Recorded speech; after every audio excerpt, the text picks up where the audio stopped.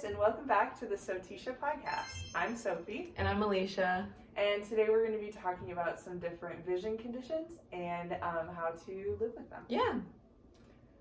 So first of all, I'm going to be talking about diabetic retinopathy. And I'm going to be talking about cataracts. And we'll just start off by giving you a little overview of what these conditions are. And who might get them. So Alicia, if you want to start off. Yeah, sounds good.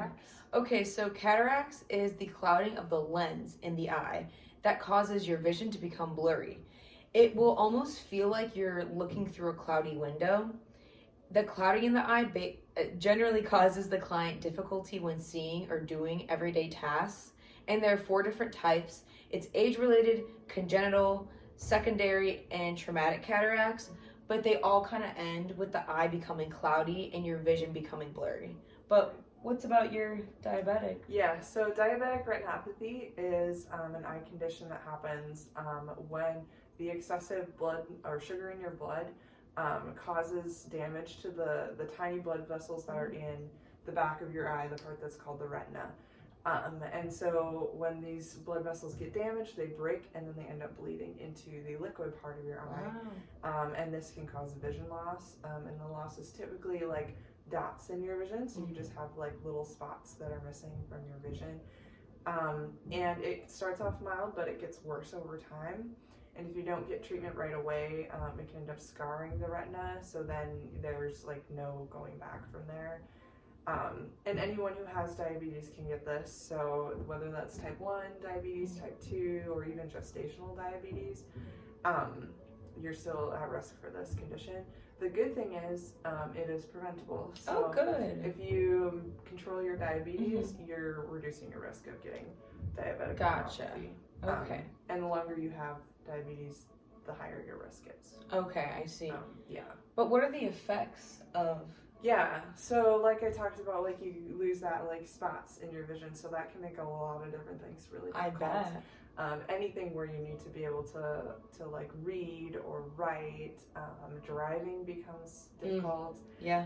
And a lot of tasks even become dangerous. Oh. So like using a knife in the kitchen or cutting something with that scissors. is scary.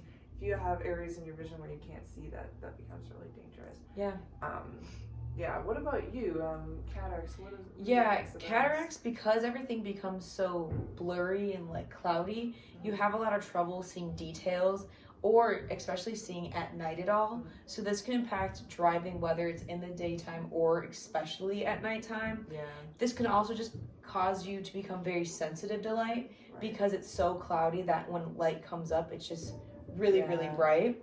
Definitely. So this can just impact things like cooking dinner, kind of like similar to what you said. It's just the loss of the small details of where really is the knife, or even just fixing your hair in the mirror to like feel good. Yeah, it's kind of hard to see the small hairs and everything. Yeah. So what can we do to help make things safer? And this is a great question. So at home, there are just a lot of things that you can do to help with these changes in your eyes. So for example, in the room that you're in, you're going to want to make sure that lighting is like even. You don't want one really, really bright spot or one darker spot. This will just help reduce glares, which can be really sharp for the eyes, or using a gooseneck lamp.